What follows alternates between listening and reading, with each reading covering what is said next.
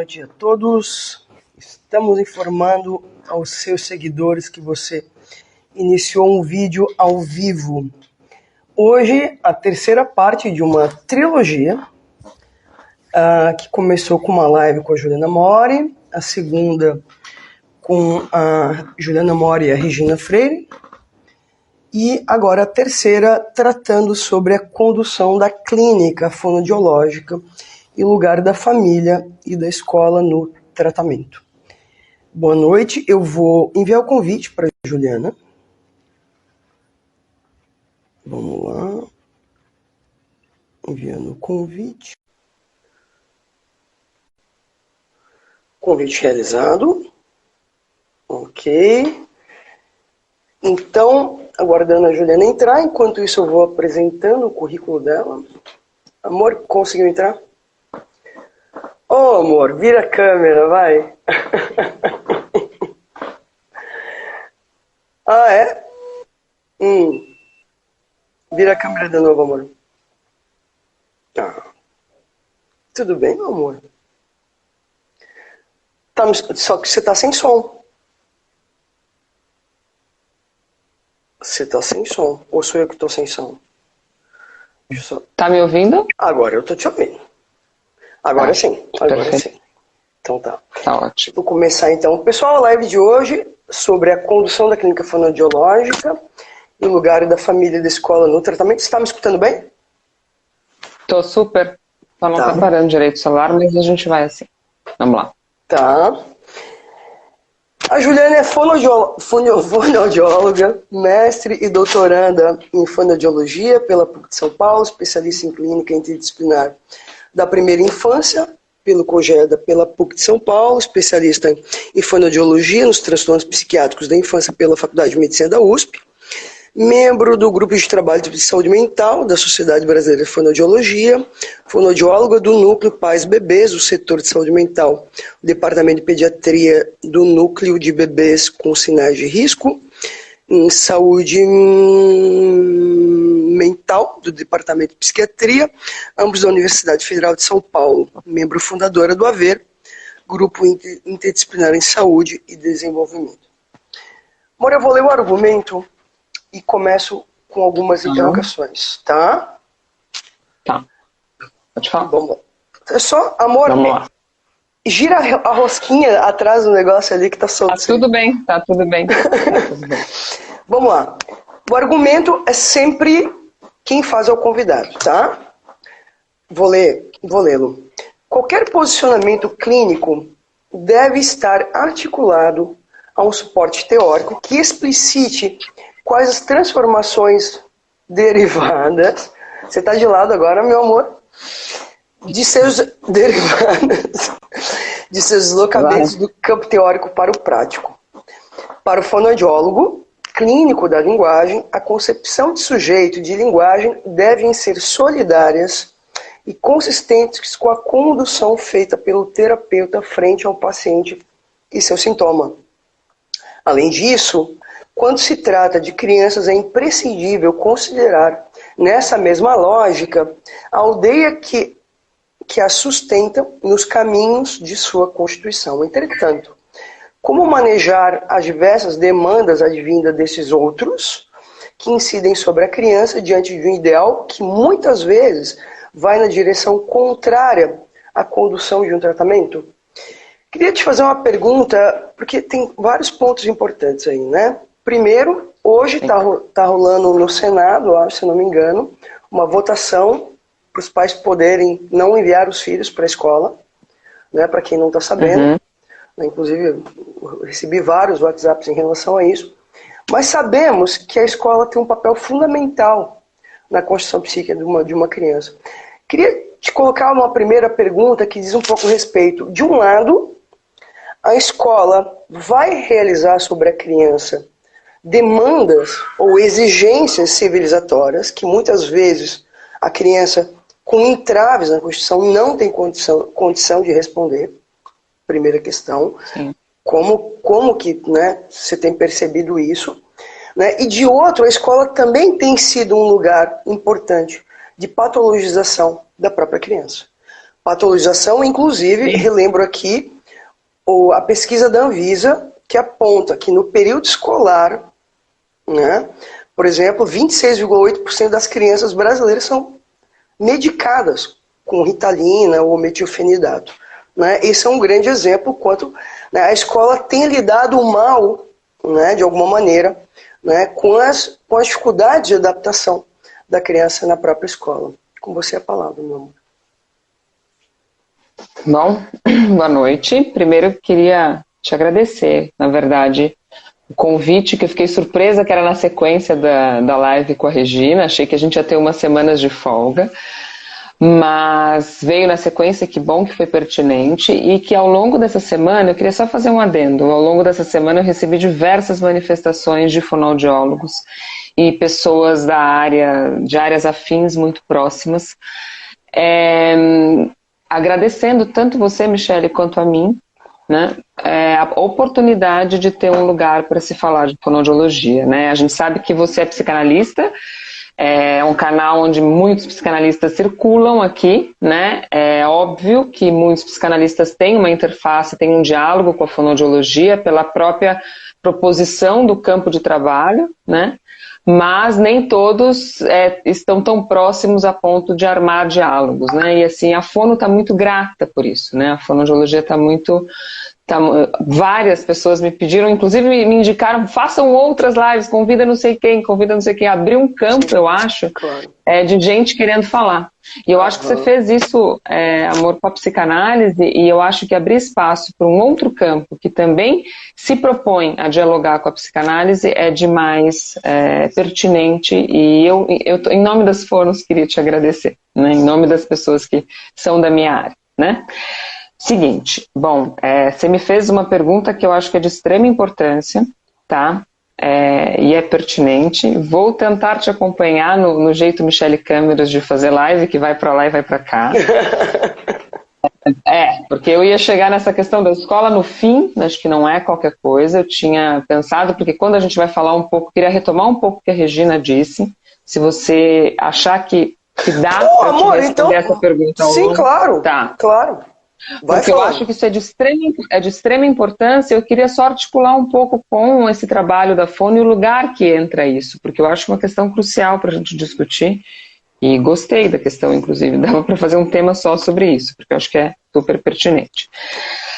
Mas eu queria começar a live falando um pouco da conduta do fonoaudiólogo, e da importância de você ter na condução do tratamento, porque disto vai derivar também o lugar que a gente dá à família e a escola, né, por uma experiência que eu tive hoje de manhã, no meu estágio docente. Você sabe que eu estou fazendo doutorado, que eu faço com a Lúcia Arantes, lá na Derdic. E até tem algumas das meninas que podem ser que estejam por aqui, que elas iam entrar. Mas a cada vez que eu escuto meninas recém-formadas ou início de formação, se atualiza uma questão muito antiga na minha formação, que é da formação do fonoaudiólogo e da importância de tudo isso que a gente vem falando nas duas lives anteriores, principalmente na última, que eu gostaria de dar continuidade, né? Que é que quando se trata da formação acadêmica, que isso também perpassa os cursos de psicologia e de psicanálise, né, entre aspas também.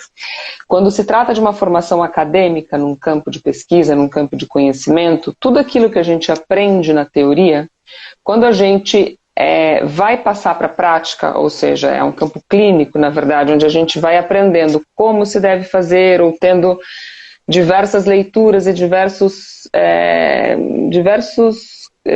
conhecimentos que você vai adquirindo para poder se armar, para estar frente a um paciente ou frente a uma criança que está em sofrimento.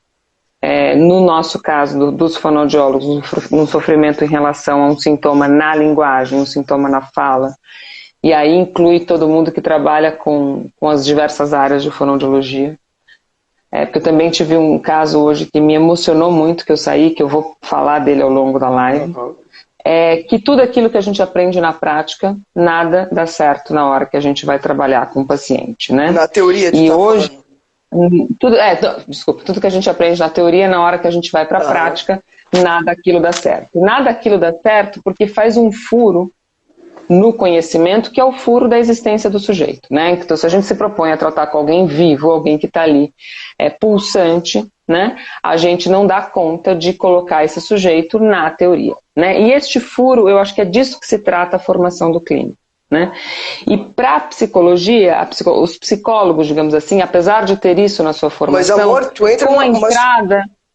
Não, mas tu entra num ponto fundamental, porque veja, quando eu lanço a pergunta inicial da tentativa de adaptação da criança ao ideal, veja, claro, a escola tenta fazer isso, né? Então o que tu está falando justamente, o clínico não pode estar tomado pela mesma lógica, né? Leito de propósito. Claro, exato, que a gente falou no final da última live. Uhum. E que as perguntas das alunas, muito queridas e muito pertinentes, assim, até elas tinham medo de perguntar as perguntas mais importantes que dizem respeito à formação de um clínico. Que é assim, qual brinquedo que eu levo? Esse brinquedo está certo ou não? Tá, mas o que eu faço a hora que o paciente fizer isso? Quantas vezes eu devo brincar de bolinha se ele gostar de brincar de bolinha? São perguntas que, aparentemente, até para elas, são perguntas bobas e que não dizem nada da formação, mas que mostram o furo de formação. Ou, na verdade, nem é que mostram o furo de formação. Eu tenho achado hoje que é crucial que se instaure esse furo de formação em algum momento, na hora que a gente está se formando enquanto clínico. Uma das respostas que eu dei para a menina que estava muito angustiada, ela queria saber o que fazer com o paciente, eu disse para ela, olha, escolhe aonde é que você vai se angustiar, agora ou depois.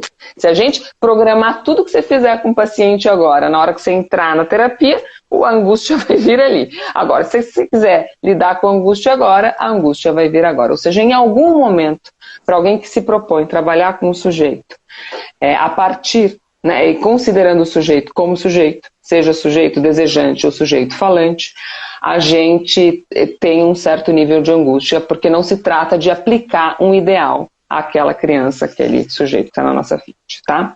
Acho que isso é um ponto crucial na formação do fonoaudiólogo. E é por isso que, voltando agora rapidamente, como a Regina fez na live passada, ela mostrou um pouco como é que foram feitas as aproximações da fonoaudiologia com diversos campos do conhecimento, e que para passar um ferro nisso, eu vou dizer que a fonoaudiologia vai buscando, porque ela vai encontrando furos na formação que dizem respeito ao olhar para o paciente, que ela foi tentando dialogar com diversos campos para aplacar isso que ela sentia, seja na linguística, seja na psicologia, seja na própria medicina, tá? Eu aqui hoje falo de um lugar que dialoga com o sujeito da psicanálise, não o sujeito do desejo, ao qual a psicanálise se oferece a tua escuta, né, o psicanalista, e que se eu tiver alguma coisa errada com isso, você me corrige aqui, porque eu sou fonoaudióloga e não sou psicanalista, e que tem uma diferença com o fonoaudiólogo que tem um compromisso com o sujeito falante, né, e que a Regina mostrou a semana passada, e eu estava junto, onde é que a psicanálise entra na fonoaudiologia. Então eu gostaria de demarcar minha posição aqui, para poder falar a partir desse lugar. Sim, mas amor, mas eu acho que tem um ponto importante aí. Porque, veja, de outras áreas, eu sou um adendo, amor, não vou te cortar. De outras áreas, o que acontece? Muitas vezes um fonoaudiólogo vai fazer formação em psicanálise e vira psicanalista, abandonando o campo da fonoaudiologia, deixando esse campo completamente em desamparo.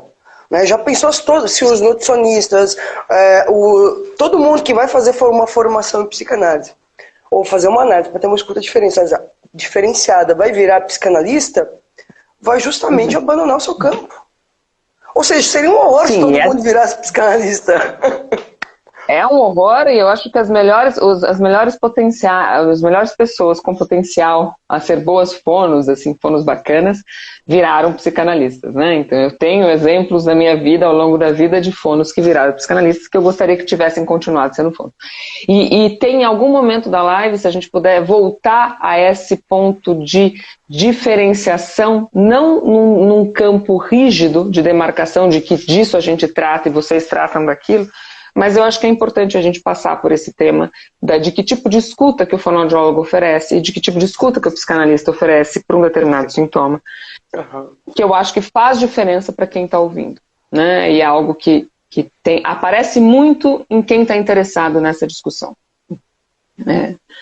Bom, então só voltando, eu acho que eu quero demarcar minha posição, até porque eu estava num outro grupo de pessoas que eu conheço, que eu fiz um grupo de estudo ano passado, e uma das meninas que também agradeceu muito esse espaço, eu disse assim, vou dizer o nome dela agora, porque não quero, ela não sei se está aqui ou não, mas eu vou falar, a Manuela falou assim para mim, Juliana, que bom, que bacana que você está fazendo. Eu disse, Manuela, sabe por quê? Porque eu estou lá falando que não é para necessariamente todo mundo concordar com o que eu falo, mas é para a gente dar voz e dar vez para a fonoaudiologia, para esse campo, e para as pessoas possam dialogar sobre isso, porque é disso que se trata, tá? Então eu não estou aqui levantando bandeira, mas falando da minha posição para a gente poder colocar isso em cena e minimamente se colocar questão a respeito da formação e da condução da clínica fonoaudiológica, tá?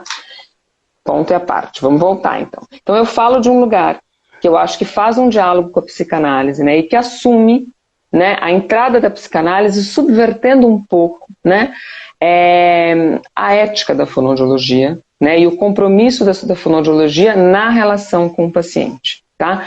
Então, quando a gente tem um diálogo com a psicanálise, a gente muda o lugar do terapeuta, muda o lugar do paciente e muda a direção do tratamento. Eu acho que, como eu disse na vez passada, não é uma questão de olhar a subjetividade, mas é na direção e na conduta do fonoaudiólogo que isso faz diferença nesse diálogo, nessa posição assumida, tá? Pronto. Acho que é isso que eu queria dizer muito claramente. Agora eu queria que você me ajudasse aí pra gente ir, amor, que eu gostaria de dar um pouco de exemplos, né, do que diz respeito a isso, né? Então, quando um paciente vai buscar... Não, eu acho que é fundamental tu marcar essa diferença. Exato.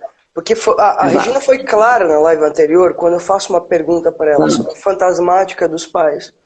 E ela, muito rapidamente, posicionando, bom, a gente não vai tratar disso. Né? Sim, que eu te disse, inclusive, no argumento, que você também quis votar fantasmática, eu disse, não isso para não lá, é que isso não vai aparecer, mas veja, talvez a questão aí é que o tratamento não é o mesmo dado pelo psicanalista. Não que o fonoaudiólogo não vá tratar disso também. Vou te dar um exemplo muito claro. Quando você diz para um pai, que bom que você perguntou para ele, para uma mãe, você está incidindo sobre o fantasma que a criança está colocada, percebe? Mas não é a mesma condição que a de um psicanalista. Tá? Segue lá, vamos lá. Acho que falar um pouco essa diferença, eu acho que é fundamental. Exato. E eu vou trazer exemplos, tá? Porque eu acho que são importantes. 2 exemplos me vêm muito claro na minha cabeça. Um muito marcado pela fono e o outro muito marcado por algo que eu discuti com psicanalistas e com psicólogos, que eu acho que vai dar pra gente poder discutir, tá? Um deles é recente, eu atendi hoje, né? Um paciente com problemas orgânicos importantes, um paciente com uma paralisia cerebral, que teve uma anóxia no parto, que tem hoje cerca de 20, 22 anos, tá? Que faz que tem um funcionamento muito querido e muito amado pela família, uma família que investiu muito, né, desde pequenininho, tem um investimento maciço em terapias que pudessem mantê-lo vivo, alegre, feliz e fazendo o máximo que ele podia em relação aos potenciais que vinham do corpo, tá? E que fez, diante de tudo isso, e é uma coisa que me chamou muita atenção nesse caso, é que teve uma mesma fono por 15 anos, teve a mesma TO por 15 anos, todo mundo acompanha esse menino, inclusive neuromédico, desde muito bebê. Ou seja, tem uma narrativa, uma história sobre esse caso que é muito viva e que mantém, sim, um menino também vivo, mas que em termos de funcionalidade ainda é muito aquém daquilo que os pais gostariam que ele tivesse funcionando, tá? Então, um menino que se comunica muito pouco, estou dizendo, vou dar um pouco da clareza do caso, mas mexe a mão muito pouco, come com muitas restrições e se comunica muito pelo olhar, tá? Fica numa cadeira de rodas e a locomoção é feita pelos pais. Fui avaliar este menino, como acolhi a demanda, fui até a casa dele, né, e escuto a mãe contar a história muito, eu tô emocionada, desculpa, porque foi muito forte isso hoje. Escuto a mãe contar a história, cheia de procedimentos técnicos, né, eu trabalho com a linguagem, trabalho com isso também, por isso que é importante eu falar desde esse lugar. escutei tudo aquilo que ele comia e fui perguntando aquilo que ele comia, que ele não comia, o que ele gostava de brincar ou não. Dali a pouco a mãe me leva para a sala de terapia deles, porque eles têm uma sala de terapia na casa. E vai me mostrar tudo que tem lá. E aí eu digo, e o menino tá de cabeça baixa, desculpa que eu tô emocionada mesmo, porque foi uma cena muito forte. Eu disse, e ela me mostrando as fotos dele, e aí e ela falou, não, esse ele aqui, esse ele aqui, esse aqui. Aí eu disse pra ele assim, mas fulano, você tá vendo? Você tá vendo as fotos? Aí a mãe me responde, não, ele só vê as fotos se a gente coloca ele num determinado aparelho lá, que agora eu me esqueci o nome. Eu disse, tá, então, mas por que as fotos ficam lá em cima? Uhum. Não, é porque ficou mais fácil, porque a gente tem que botar as fotos, isso e aquilo, isso e aquilo. Eu disse, mas daí eu virei para ele e disse, fulano, você pode me mostrar então quais são essas fotos? E quando eu peço para ele me mostrar as fotos, o menino que não mexe quase nada e que tinha não respondido a quase nenhuma demanda da mãe, porque a mãe é muito carinhosa e muito amada, muito, muito querida com esse menino. E isso eu queria também deixar marcado, que não tem nada a ver com amor. Tá? E ainda com um menino de 22 anos, muito desejante de que esse menino fosse além. Não, a marcação é lindíssima. Pode ir. Não, aí ela pediu várias vezes na sala, enquanto a gente estava conversando, mostra pra ela, e o menino não mostrava. Eu dizia, calma, a gente não se conhece ainda. Tá? E quando eu digo assim, mostra pra mim, e tinha feito toda essa fala, quais as fotos que você gosta, e falo com ele, mas é imediato o olhar desse menino pra cima, que a gente tinha feito. Ele levanta uma cabeça aqui, não tinha sido levantada, e olha para as fotos, olha para mim e cai na gargalhada. Assim. E aí eu dou risada, brinco com o menino, e a mãe vai vendo eu conversar com o menino que 20 anos depois fez movimentos ali inéditos na relação dele com a mãe. E aí eu sento, converso com o menino e a conversa segue, tem uma outra cena no final, onde eu estava sentada na direção dele, a mãe já estava de pé. E aí eu digo, a mãe eu falo assim, então eu quero marcar de conversar com você agora e com teu marido para depois conversar com o fulano, e digo o nome dele. Não vou dizer porque como foi muito recente, não quero expor ninguém. Tá. E a mãe diz, tá combinado. Tá combinado? Fala pra ela se tá combinado. Dá um sorriso pra ver se tá combinado. Olha pra ela se tiver combinado. Eu disse, espera só um pouquinho, vou conversar com ele. Fulano, é o seguinte, eu vi um monte de coisa aqui que eu acho que eu preciso conversar com a tua mãe antes para ver se aquilo que ela está me pedindo é aquilo que eu tenho a te oferecer enquanto terapeuta. Porque eu estou tendo um olhar aqui e eu não sei se é isso que tua mãe espera que eu faça. Então, como aqui a gente está em 3, a gente precisa entrar num acordo e eu vou conversar primeiro com teus pais e depois eu vou conversar com você, independente da decisão deles. O menino me escutou, me olhou, eu disse, tá certo? Ele faz assim, com a cabeça, e abaixa para baixo. Eu disse, tá certo. Enfim, foi uma cena importante, porque isso eu acho que eu queria recortar para a gente falar do que é trabalhar com aonde o corpo grita e aparentemente demandava técnicas de ação de um fonoaudiólogo, que foi o que ele teve de trabalho, que foi muito bem feito em termos de técnicas, e tenho certeza que também com muito cuidado, de que eu perguntei como era feito com técnicas orais, assim, sabe? De massageador, de isso e de tudo. Todas as vezes que a fono foi, era disso que se tratava, tá? Então ela não sabia que a fono fazia outra coisa, né? Que conversar com o paciente. Uhum. A ponto da comunicação alternativa ter sido introduzida em algum momento pela TO, foi uma coisa meio... Sim, mas enfim. Mas veja, de alguma maneira, aí, nesse caso lindíssimo, né? O que você também está falando é ali você escuta o sujeito, não só do menino, como dos pais. Porque o que estava na cena era a paralisia cerebral. Sim. Ou seja, tudo orbitava em torno disso, promovendo, de alguma maneira também, um certo desencontro entre eles. Porque quando você faz uma pergunta acerca das fotos, Você também está apontando isso. É uma pergunta que faz também uma intervenção. Sim, e eu acho, na verdade, eu fiz esse recorte. Eu não sei se vai dar para pôr o outro, porque eu tinha pensado agora em dois casos. Vai falando. Não, mas sabe por quê? Porque acho que é bonito, é bom para a gente discutir justamente aí, bom, então, porque viria, né, aí, qual é a intervenção do fono e qual é a intervenção do psicanalista, qual a escuta que a gente oferece. Porque é um caso onde o orgânico pulsa, e certamente a fono seria convocada ali para fazer... É um menino que baba muito, só come comida pastosa, então o menino que a fono é convocada, e não que eu não vá fazer isso com ele, né? É disso que se trata.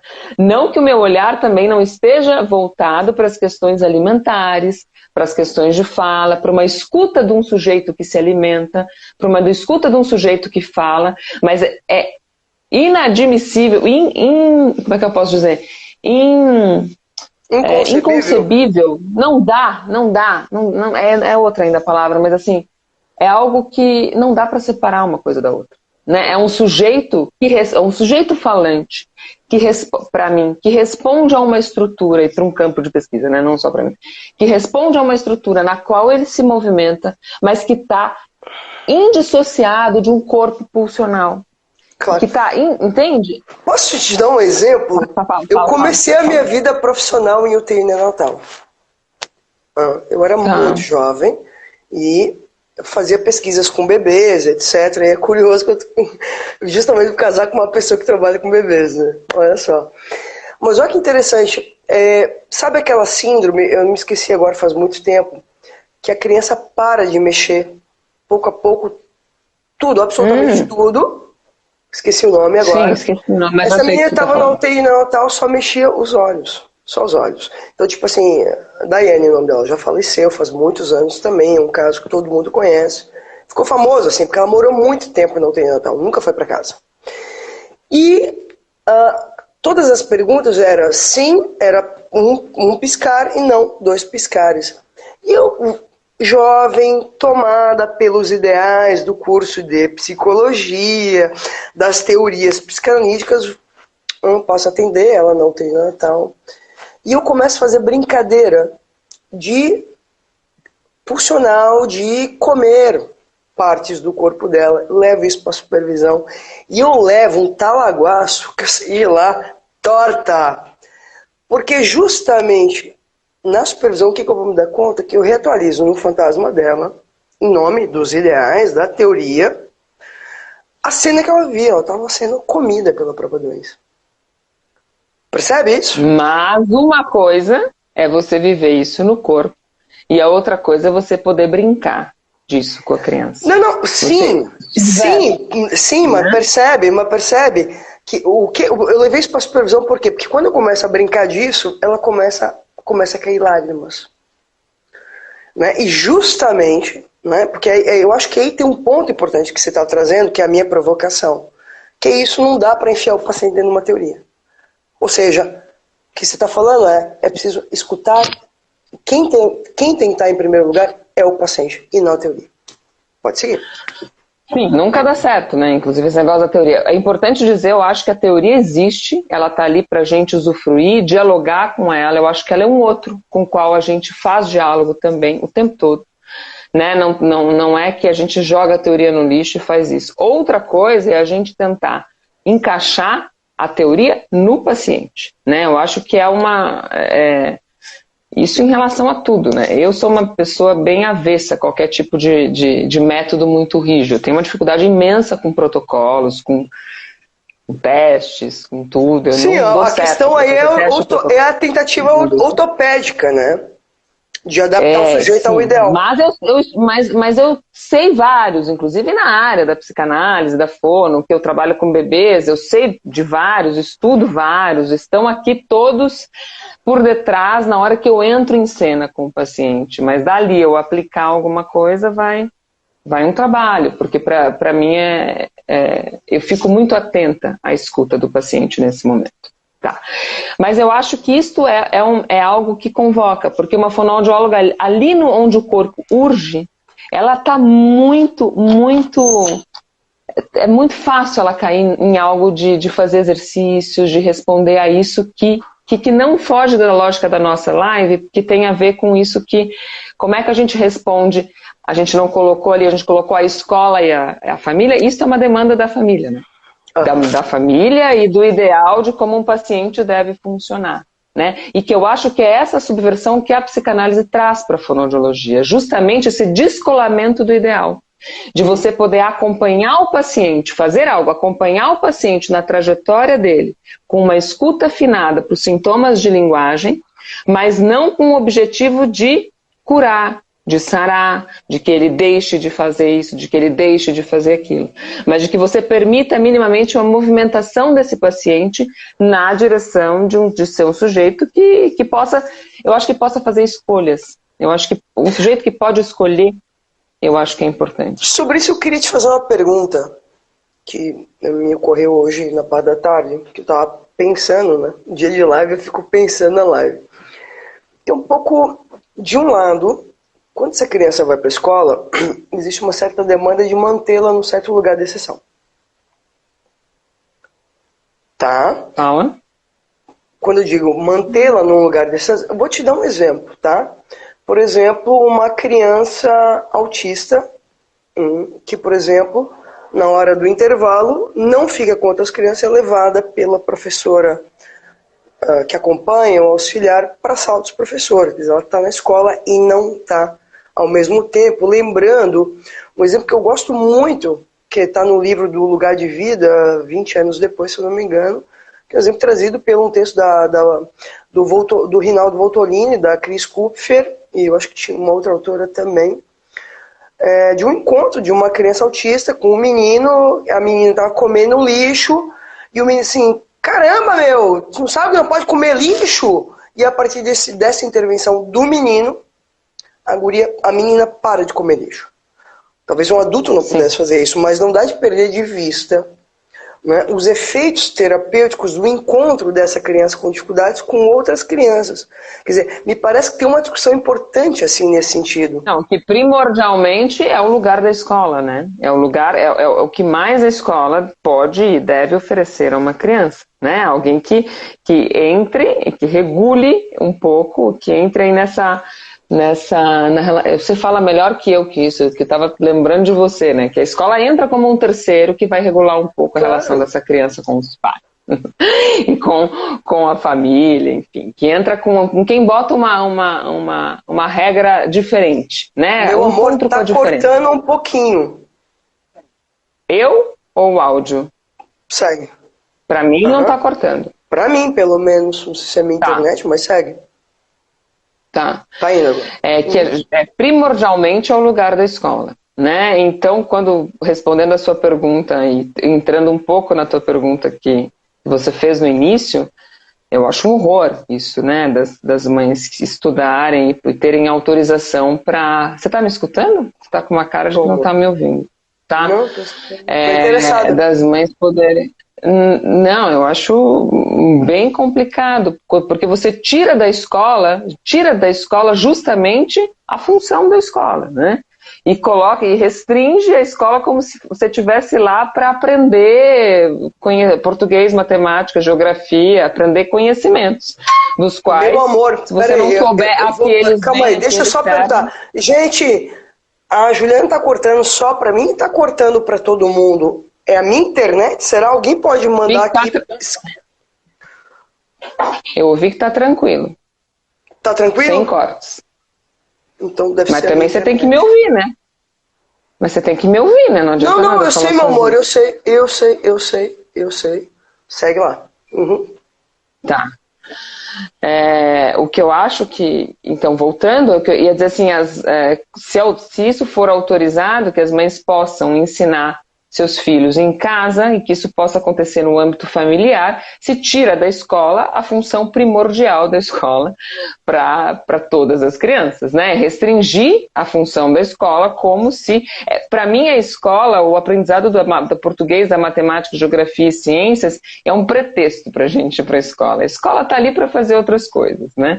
E que a gente sabe que é isso. Por mais que eu seja mãe e queira que a minha filha vá bem em matemática, português e geografia, isso eu estou numa função de mãe. Mas a escola, eu acho que está ali para fazer com que as crianças, para ofertar para as crianças coisas diferentes, para que elas se interessem por coisas diferentes e juntas possam caminhar, né, a partir de outras regras. Sim, mas mas amor, não só isso, né? Porque na medida em que historicamente houve um fechamento da família para se proteger contra o outro social, foi trabalhado pelo Jean-Pierre Lebrun, no livro Mal-Estar na Subjetivação, O Mundo Sem Limites e tantos. O Lacan vai falar sobre isso no Seminário 23, falando de uma ordem de ferro, em que quem domina a cena é a mãe, e por aí vai. Mas assim, é interessante que quando vai para a escola, né, então, na cena familiar a gente tem muita cena, o pai refém da mãe, e muito espelhado à própria mãe, não conseguindo entrar e dizer assim, mulher, chega, acabou a palhaçada, vamos fazer de uma outra maneira?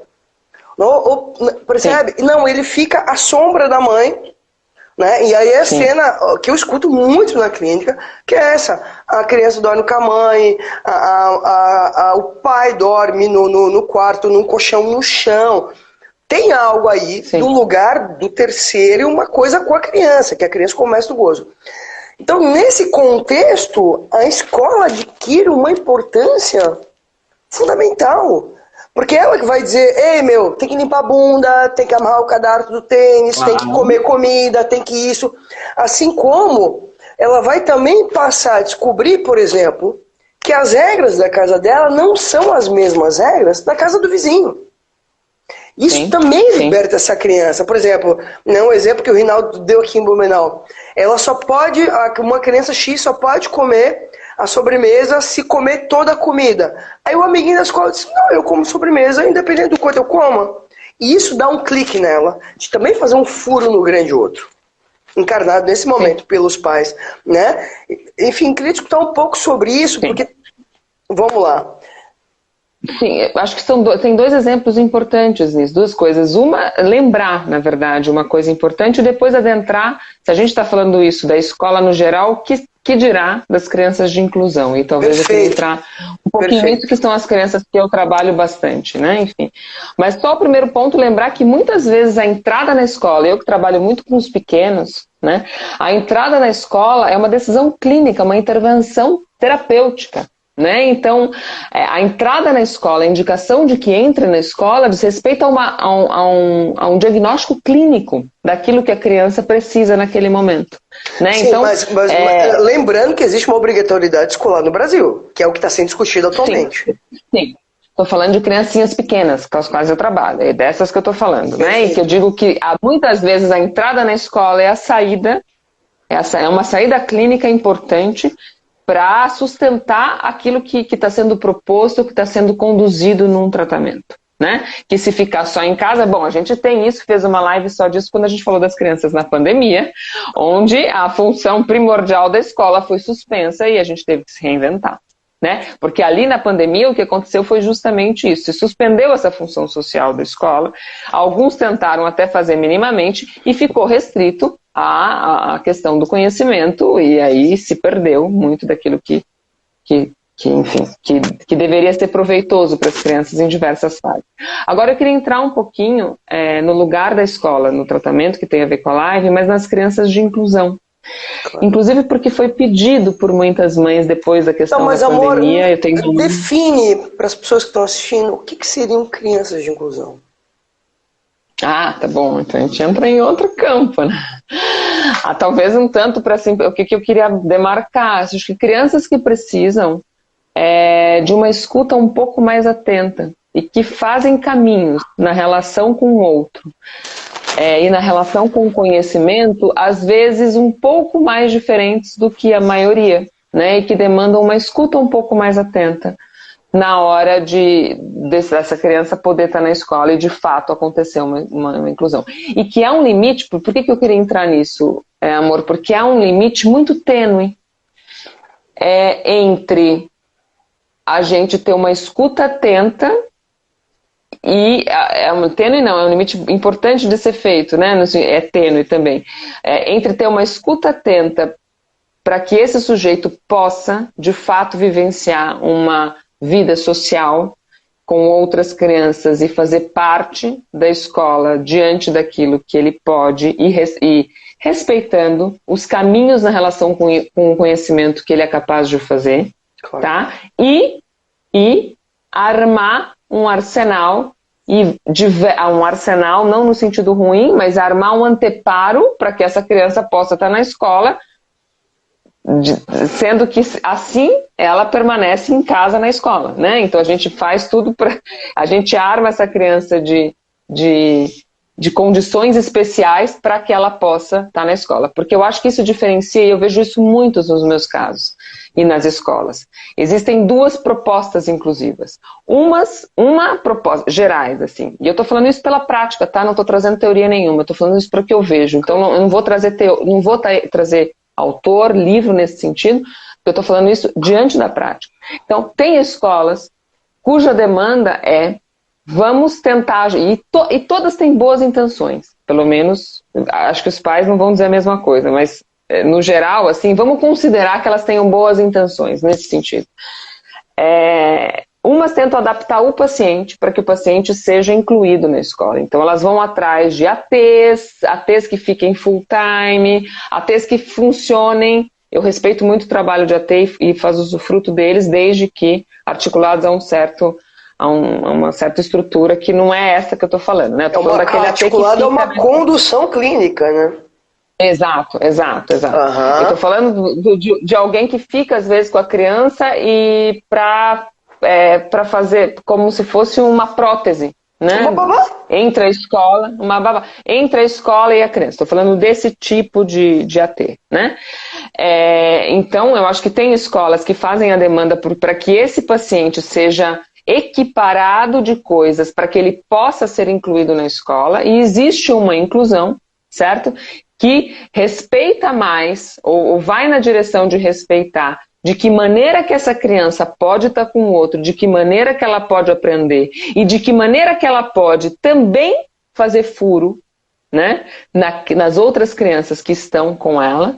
A minha filha estuda numa escola inclusiva, você sabe disso, e isso faz uma diferença enorme. Eu vou contar uma outra cena que eu não vou conseguir deixar de contar, que tem a ver com isso, dela estar numa escola inclusiva, mas só vou terminar isso, que vão na direção de fazer a inclusão desse paciente na escola. Eu acho que isso são dois caminhos completamente diferentes e que às vezes, aos olhos dos pais, infelizmente fica nebuloso, porque aqueles que fazem essa inclusão, que tentam aparamentar o paciente para estar na escola, prometem ideais ótimos e satisfatórios, né? Então, os pais ficam tentados, porque tem um desejo muito legítimo de que seu filho circule no social. Claro, né? Mas não é só de uma circulação. É também, né, e isso é o ponto também importante, uma impossibilidade desses pais de fazer um luto de ideal. Porque isso é grave com qualquer criança. Com entrave ou sem entrave, quando os pais não podem fazer um luto de um ideal da criança que eles não foram, do filho que não tiveram, da família que não se fez. Ali se entra com medidas de ortopedia. Sim. Na verdade, é a mesma lógica na condução do tratamento, no lugar da escola, no lugar dos pais. Eu acho que isso é uma coisa bem... Alguém está perguntando, AT significa o quê? É acompanhante terapêutico, que é uma pessoa que pode ter diversas formações. Existe um instituto em São Paulo chamado A Casa, que é pioneiro, né, na formação de acompanhantes terapêuticos, mas na verdade é alguém que acompanha o paciente na medida em que for necessário. Mas existem várias modalidades. Que não necessariamente é só na escola, é em casa. Isso, pode ser em casa. Depende muito da necessidade do paciente. Isso, pode ser, amor. E que essa lógica, na verdade, funciona para tudo. E aí a gente pode fazer, inclusive, um pulo, assim, para dar um panorama, porque tudo que colocar, seja o ideal, seja um método ou um procedimento para falar do lugar da escola, e aí eu vou dar exemplo, vou fazer um recorte, para falar do lugar da escola, por exemplo, Ah, não, a gente tem que conversar, e eu vivo isso na pele, tá? A gente tem que conversar, para fazer uma boa relação com a escola, a gente tem que conversar com a escola todo mês. Ou a gente tem que conversar com a escola a cada 15 dias. Tem que estar a equipe toda. Não tem nem demanda, assim, não tem nem... E aí vira algo preta por Não, é como você controle disse, isso, no né? trabalho Tem um nome, com a escola. controle, manter a coisa sob controle. Mas olha que para cair nisso, é um já. É um já.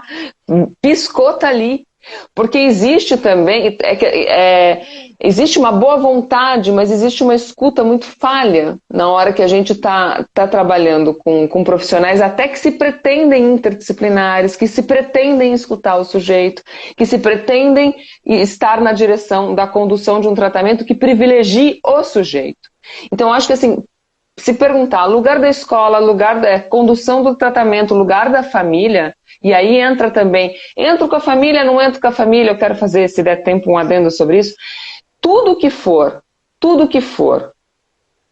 previamente estabelecido e com base num método de como deve ser, e aí eu incluo. E com base família no ideal, tem que entrar, e com base no ideal. Também, família tem que entrar com o paciente todas as vezes. Não entra comigo. Eu digo aqui hoje claramente para todo mundo ouvir.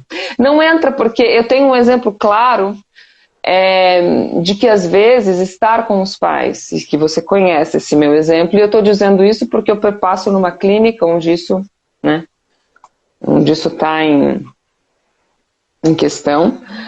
Como eu acho super importante, assim, os pais estão em tratamento sempre, né? Os pais estão, o lugar dos pais é pensado e repensado na minha clínica sempre, mas não existe algo de os pais entram sempre, ou não entram nunca, ou entram a cada 15 dias, né? Eu acho que Quer dizer, não existe uma regra a priori. Não. Acho que existe algo da gente olhar no geral de que claramente, se eles forem bem pequenininhos, né, assim, um ano e pouco, sim, né, até menores, assim. Mas, quando não tem isso, quando começam, enfim, eu vou dar exemplo de um caso, que eu gosto de exemplos que são mais claros, né, existem casos onde está tão difícil, eu já tive vários casos assim, o paciente faz quase nada com o outro. Quase nada. E que este paciente, que vem de uma premissa básica, que eu vou repetir aqui, que talvez eu já tenha falado em algum momento, ou aqui ou em algum lugar. E quando alguém nos procura, tem uma demanda clínica, é porque tudo que ele viveu antes, independente da idade que ele tenha, falhou. Ou seja, o social, o ideal, já falhou. Ou você acha que uma mãe que leva uma criança para que fale certo na fono, você acha que ela não tentou em nenhum momento ensinar essa criança? Será que em nenhum momento ela falou, olha, não é plato, filho, é prato. Ó, a língua tá aqui, prato. Uhum. Assim, isso é o normal, isso é o que os pais fazem. Eles não vão me pagar para eu fazer a mesma coisa. Eu sou o quê? Mais bonita, mais legal, isso me divirto, assim, não é disso que se trata. Tu é, né? Então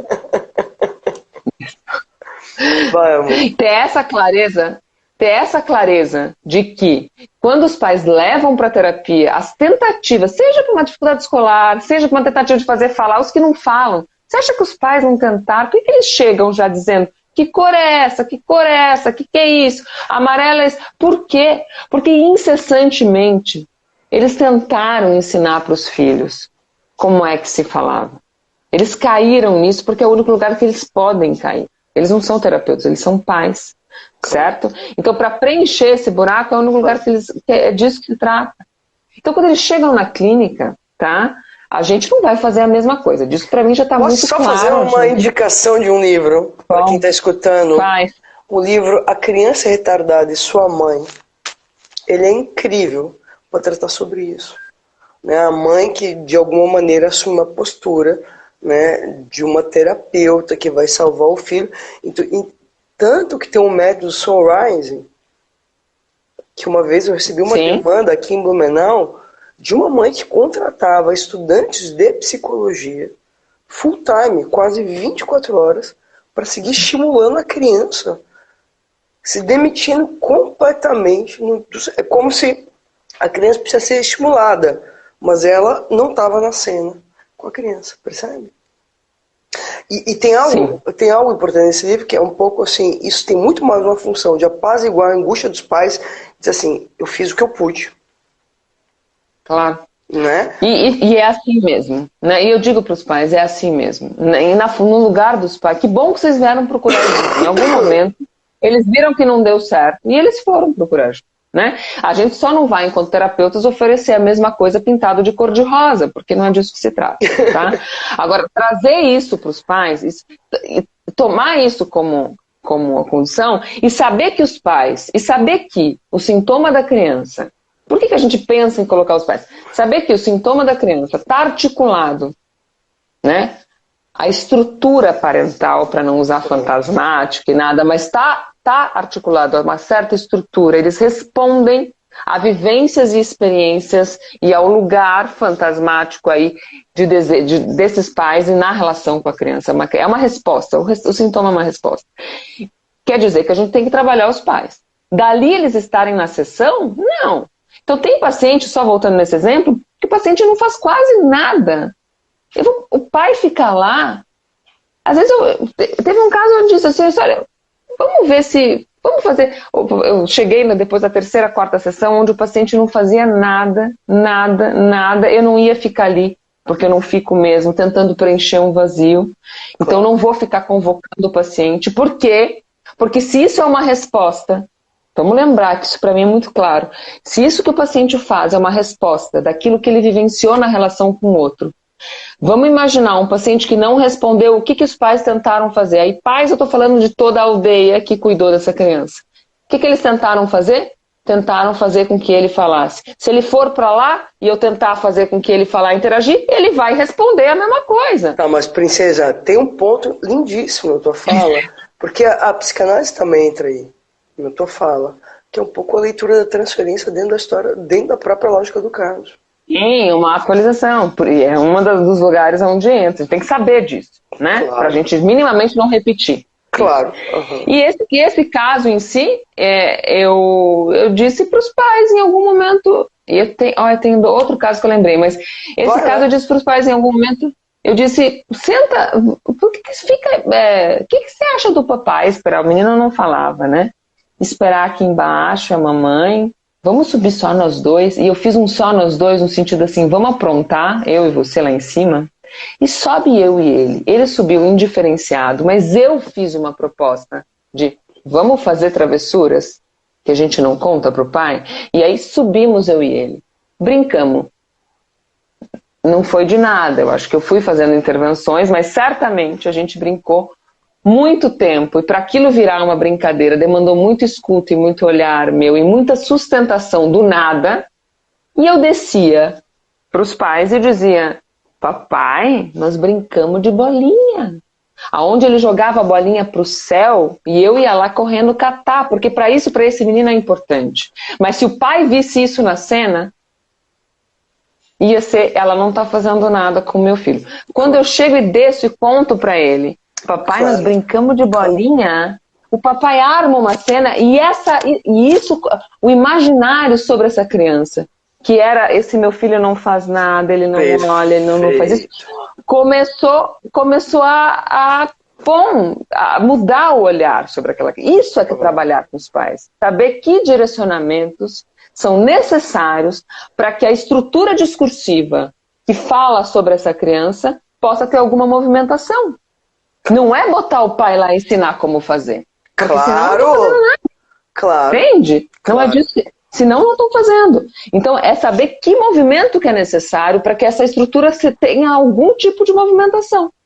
Claro, mas veja, acho que nisso tem algo importante, porque para alguns pais talvez seja importante muitas vezes dizer assim, fazer uma intervenção no paciente muda o olhar dos pais, para outros não. Ou seja, isso tem que ser visto no caso a caso. Não? Claro, estou dizendo de um caso. Do mesmo jeito que o caso de uma mãe que me diz, eu não aguento mais ficar com essa menina. Eu posso trazê-la aqui e dar uma volta? Eu digo, claro, e a gente se diverte. Eu vou pro portão com a mãe, isso é real, eu estou vivendo agora. Eu vou pro portão com a mãe e a menina começou a olhar para essa mãe, sabe como fazendo? dizendo tchau. Eu vou pro portão com ela e digo assim, tchau, mamãe, vai passear, ó, demora, que nós vamos ficar aqui brincando. E a mãe vai, feliz, que vai passear e volta, e busca a filha e reencontra, e aí a gente conversa. Enfim, estou dizendo assim que trabalhar com os pais não pressupõe um método que se sobreponha à escuta de um sujeito. Mas mais um adendo... boa hora da live. Não, a gente tem mais 5, 10 minutos. Mas mais um adendo nisso, você também libera a mãe de um ideal de como ela deve ser mãe. Claro, é isso. Como ela deve estar na relação com a filha. Ou seja, isso é muito libertador, amor.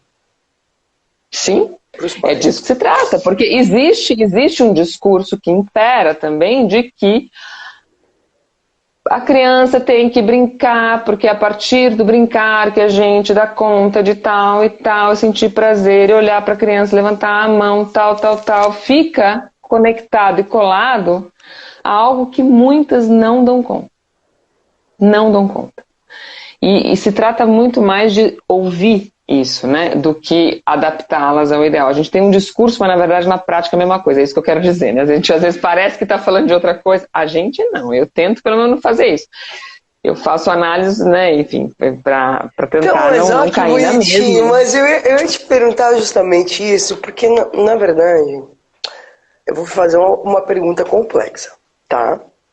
De um lado, temos pais que a partir do lugar da criança, na sua fantasmática, e a partir do encontro do casal parental, né, se colocam de uma determinada maneira frente à criança.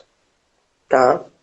De outro lado, também temos aí um terapeuta que também a partir da sua história e dos seus ideais se coloca, porque é muito recorrente quando escuto profissionais em supervisão, aqueles pais são um horror, que é um absurdo, assim, um certo, e quando vem isso, né, um certo julgamento sobre os pais, o que aparece ali? O ideal do profissional sobre como deveria funcionar essa família. Então tem algo lindíssimo que aparece na tua fala, meu amor, que é o seguinte, muitas vezes para tentar dar conta desse ideal, o profissional monta uma estrutura ortopédica, uma prótese, para tentar aproximar essa família do próprio ideal. Mas, na verdade, o que promove é um radical desencontro. Um radical desencontro, percebe? Porque não tem mais encontro, né, entre os pais e a criança, porque o verdadeiro encontro é como pode ser. O verdadeiro encontro é aquele que pressupõe um desencontro. Sim, mas, meu amor, é como pode ser. Isso pode existir. Claro, o como pode ser no sentido... Claro! Né? O desencontro... Fala. Fala que tu quer falar disso. Pode falar, meu amor. Não, quis dizer que o desencontro é o que está na cena, é o que está na vez. Né? O desencontro. Sim, mas, amor, por exemplo, tá? Vou dar um exemplo, tá? Fui muitos anos professor na graduação. Tive alunos, estágios, não sei o que, na psicologia. Um exemplo, tá? Quando você pega famílias menos favorecidas, dá um exemplo tosco, mas assim, ele é importante. Não tem paredes na casa. Mas de que maneira a interdição se coloca naquela cena? Não precisa ter parede na casa. Esse é o ponto. Sim. Né? Sim. E de alguma maneira os profissionais ficam refém de um certo ideal, lembrando que cada vez mais, né, esse imaginário acerca da família, sobre como os pais devem ser e sobre como a criança deve responder, está cada vez mais idealizado. Sim, é por isso que eu mencionei, pode ser uma coisa boba, mas que talvez como isso não é instituído, pelo menos não se fala disso na fonoaudiologia, fazer análise é fundamental para um clínico que se propõe a trabalhar com sujeitos. Resolve tudo? Não resolve tudo. tá? Não estou dizendo que a análise resolve, vai Não, mas fazer trata que a parte dele na história, né? Trata, exatamente. Eu acho que assim, a questão da análise é aí, justamente aí que entra. Hoje eu vivi uma cena muito parecida, também com essa que você falou, nesse negócio do estágio docente que eu estou fazendo lá na Derdic. As meninas atenderam e uma das meninas saiu. Vai ser engraçado se elas estiverem aqui, senão eu vou mandar elas assistirem depois. Porque na hora que, como eu vivo isso todo dia, eu me lembro dos exemplos mais recentes, né?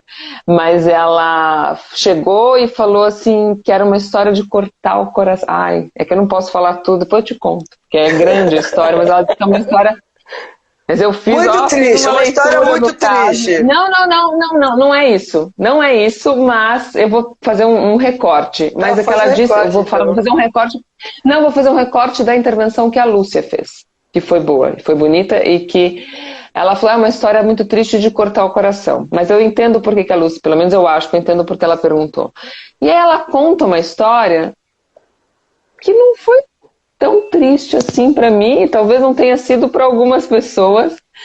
E a Lúcia perguntou, tá, mas por que essa história era de te cortar o coração? E olha que interessante.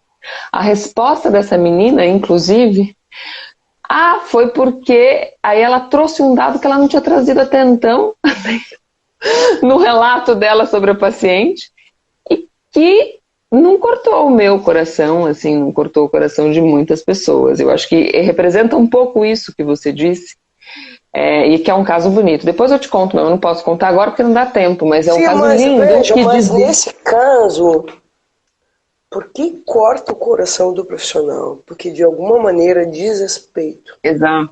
A história exato, é isso que eu queria falar. E mas esse é o ponto, porque na verdade é um tiro no pé. Ele tenta se tratar do outro. Se a gente...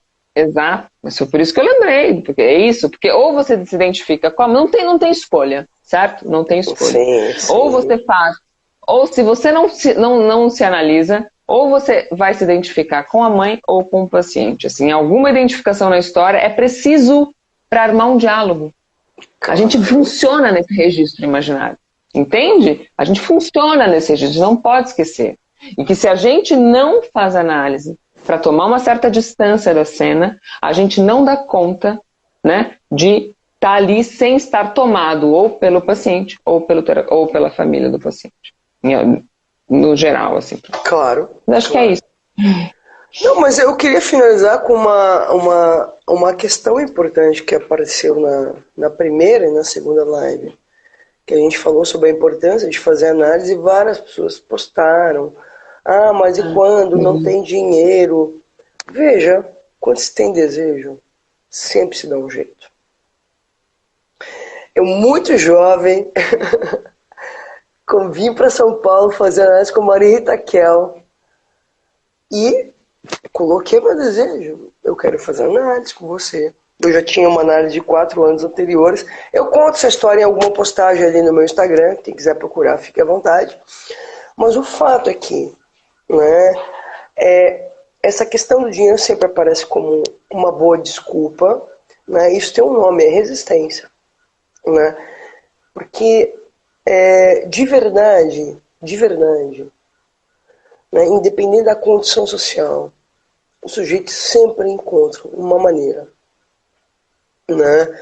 Se alguém tiver dúvida em relação a isso, leia o livro Esmeralda, Porque Eu Não Dancei, que é uma história real, verídica, vivida em São Paulo, pela Esmeralda do Carmo Ortiz, que foi uma moradora de rua, né, viciada em crack, que diante de um programa de educação social na Praça da Sé, né, pode se beneficiar, sai das ruas, vai para abrigo, faz jornalismo. E o Caco Barcelos, quando conhece ela inclusive trabalhou na Globo, eu não sei que destino que ela deu. Não, mas são histórias como essas que eu acho que também nos ajudam a pensar um pouco o quanto o sujeito ele se ancora na sua própria miséria humana para justificar o seu próprio mal-estar. Tá bom? Meu amor, a live de hoje foi super linda, acho que a gente tocou em pontos super importantes. Acho que é um assunto que ele é infinito, não deu para entrar em metade das questões, mas eu acho que nas questões primordiais a gente pode entrar. Tá bem, meu amor? Sim, acho que só lembrando 3 coisas importantes, né? Porque quando a gente fala em clínica, a gente fala em diagnóstico, a gente fala em condução do tratamento, a gente fala no lugar da família, a gente fala no lugar da escola. Lembrando que qualquer coisa, seja um diagnóstico que vem oferecer vem tamponar qualquer coisa, seja um diagnóstico, seja o lugar dos pais, seja um procedimento com os pais, seja um estilo de conversar com a escola, que tampone a escuta do sujeito, não serve para muita coisa que não seja aquilo que a gente vive todos os dias no social. Eu acho que a delicadeza de se fazer, a sutileza e a importância desse espaço ser circunscrito por uma relação terapêutica, a gente tem que fazer alguma subversão naquilo que o social propõe, enfim, e oferece para esse sujeito. Então, claro. Acho que é importante. Claro. E nisso, amor, lembrando, né? A gente precisa organizar essa pós em fonoaudiologia e psicanálise. Tá? Seguimos. Gente, obrigada. Tivemos aqui quase 100 pessoas presentes na live de hoje. Né? Muitos fonoaudiólogos, e é bonitinho, né? Porque nas outras lives, vários fonoaudiólogos se posicionaram, elogiaram. E essa é a ideia das lives mesmo, justamente fazer circular o discurso sobre o sujeito, enfim, promover novos horizontes sobre a vida e os tratamentos, tá bom? Amor, te amo. Também. Até depois. Beijo.